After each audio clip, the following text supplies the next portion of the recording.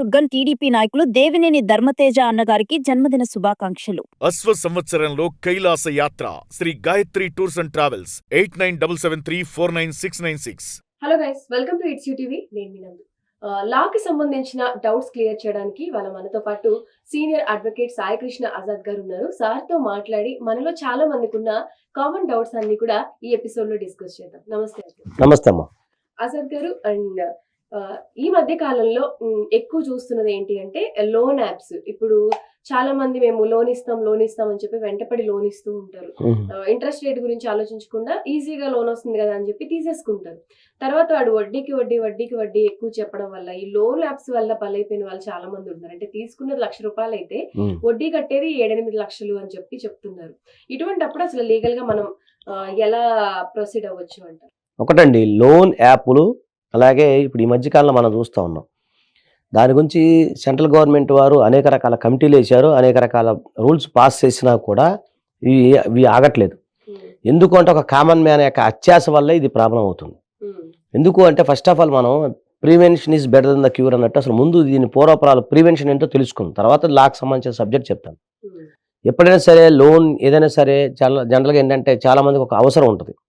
ఈ అవసరానికి అనుగుణంగా వాళ్ళు జనరల్గా కామన్ మ్యాన్ చెప్తున్నాను, కామన్ మ్యాన్కి అంత అవగాహన ఉండదు కాబట్టి వాళ్ళు ఏంటంటే ఈ తక్కువలో అయిపోయిందని చెప్పేసి వాళ్ళు లోన్ యాప్లు డౌన్లోడ్ చేసేసుకొని 30,000 40,000 మొత్తం అయితే ₹1,00,000 వాళ్ళు ఇస్తామంటారు. దానికి ఏదో ప్రాసెసింగ్ ఛార్జెస్ అని ఇవన్నీ అన్ని కటింగ్లు పోయి 30,000 40,000 అకౌంట్లు వేస్తారు. కొన్ని సందర్భాలు అకౌంట్లో క్రెడిట్ అయిన సంగతి కూడా చాలా మంది తెలియదు. మన క్లయింట్లు చాలా మంది వస్తుంటారు, వాళ్ళకి ఇప్పుడు ఉదాహరణకి లోన్ యాప్ నుంచి అమౌంట్ పడింది కూడా తెలియదు, కానీ పడుతుంది, కానీ అది వాళ్ళకి నోటిఫికేషన్ ఏం రాదు. కానీ ఇలా ఏం పర్లేదు అని చెప్పి లైట్ తీసుకుంటారు. సడన్గా నెల 2 నెలలు అయిన తర్వాత మీకు లోన్ ఇంత ఇచ్చాము, మీకు క్రెడిట్ అయింది కదా అంటే అయ్యో మేము చూసుకోలేదని వీళ్ళు వాడేసుకుంటుంటారు మామూలుగా. అప్పుడు ఏమవుతుంది, ఇమీడియట్గా వాళ్ళు దానికి ₹10 వడ్డీ, మినిమం ₹10 వడ్డీ పడుతుంది లోన్ యాప్కి, చూడండి. సో ఇట్లాగా తెలియకుండానే ఆ ఫీజు అని ఈ ఫీజు అని ప్రాసెస్ అని చెప్పి వేధిస్తూ ఉంటారు. అలాగే ఈ వేధింపులతో పాటుగా మనకి ఒక విషయం ఏంటంటే మన దాంతోపాటు చుట్టాల ఫోన్ నెంబర్స్ కూడా వాళ్ళు ట్రాక్ చేస్తారు.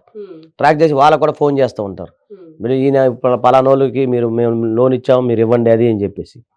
సో ఇదే కాకుండా మెయిన్ ప్రాబ్లం ఏమవుతుందంటే ఈ లోన్ యాప్లో తీసుకున్న వాళ్ళు చాలా మంది కూడా ఈ మధ్యకాలంలో ఇప్పుడు కొంచెం తగ్గింది. అంతకుముందు కాలంలో ఏంటంటే మీ యొక్క ఫోటోను డౌన్లోడ్ చేసి మార్పింగ్ చేస్తాం, బట్టలు లేకుండా బయట దాంట్లో పెడతాం దీంట్లో పెడతాం బెదిరిస్తూ ఉన్నారు.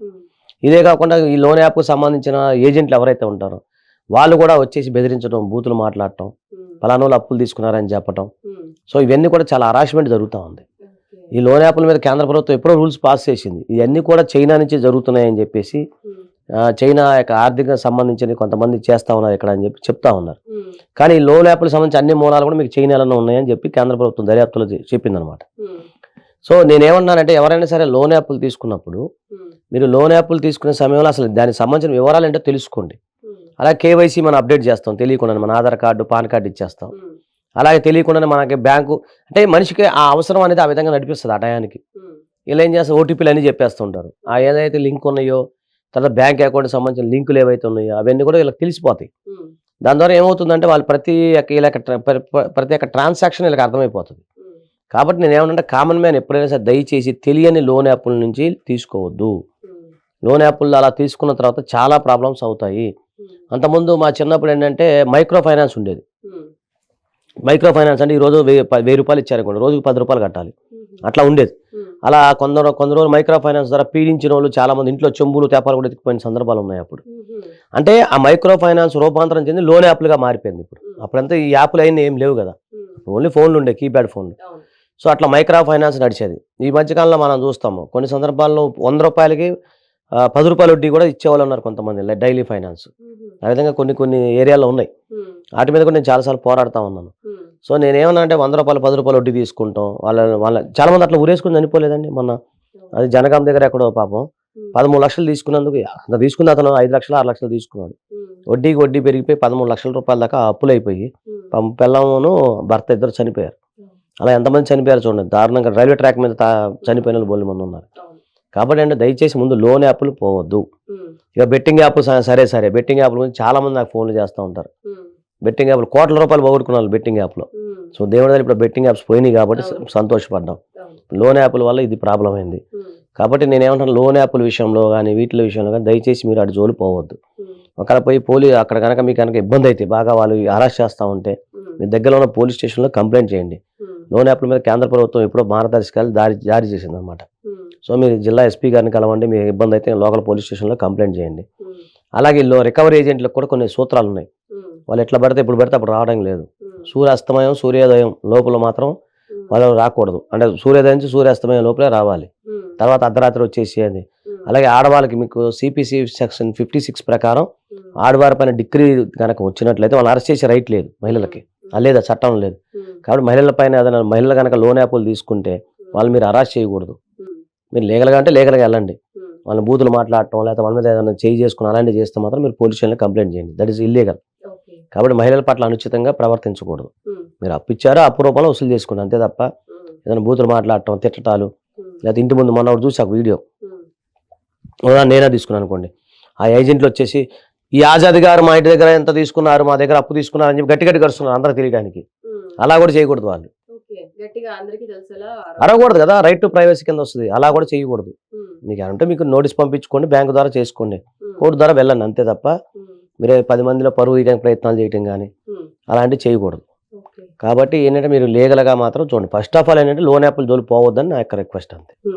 ఎంత దూరంగా ఉంటే అంత మంచిది. ఇప్పుడు వాళ్ళు ఎక్కువ ఇంట్రెస్ట్ వేస్తూ ఉంటారు కదా, అసలు మేము ఇంట్రెస్ట్ ఇవ్వలేము, అసలు మాత్రమే కడతాము అనే రైట్స్ ఉంటాయా? ఇది ఎగ్జాంపుల్ మా జూనియర్ గా జరిగింది. మా పిల్లడు నా దగ్గర పనిచేసే అబ్బాయికి అతను ఏం చేశాడంటే, ఇక్కడ ఒక టెక్నికల్ ప్రాబ్లం మళ్ళీ చెప్తాను. వీళ్ళు ఎంత తెలివి వ్యవహరిస్తారంటే, అబ్బాయి ఏదో 40,000 ఎప్పుడో తీసుకున్నాడు. అంటే నా దగ్గర జాయిన్ అవ్వక ముందు స్టోరీ, మొన్న రీసెంట్గా జాయిన్ అయ్యాడు అబ్బాయి.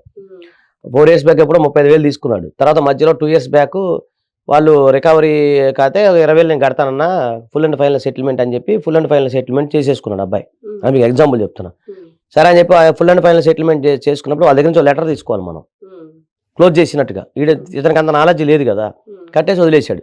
వీళ్ళు ఏం చేశారు, ఈ కంపెనీ వాడు ఏం చేశాడు, వేరే కంపెనీకి అమ్మేశారు. ఇప్పుడు ఈ కంపెనీని నేను టేక్ ఓవర్ చేశాను. మళ్ళీ ఆడు ఫోన్ చేయడం మొదలు పెట్టాడు. ఏ బాబు నువ్వు 30,000 తీసుకున్నా, వడ్డీ కలిపి మొత్తం ₹1,00,000 అయింది. అరే ఏమో నేను ఆల్రెడీ 20,000 కట్టేశాక ఫుల్ అండ్ ఫైనల్ సెటిల్మెంట్ ఉంటే, లేదు నువ్వు మాలో ఎక్నాలజ్మెంట్ తీసుకున్న వాళ్ళ దగ్గర నేనేం తీసుకోలేదు సార్ అన్న. నాకు సంబంధం లేదు, మీరు కట్టిన ఆ కంపెనీ ఇప్పుడు మేము తీసుకున్నాం, టేక్ ఓవర్ చేసాం, మీరు మాకు కట్టండి అని అతను ఫోన్ చేస్తా ఉన్నాడు. నేను కూడా దాని మీద హ్యూమన్ రైట్స్ కమిషన్లో ఫిర్యాదు చేశాము. తర్వాత పోలీస్ స్టేషన్లో కంప్లైంట్ చేశాం.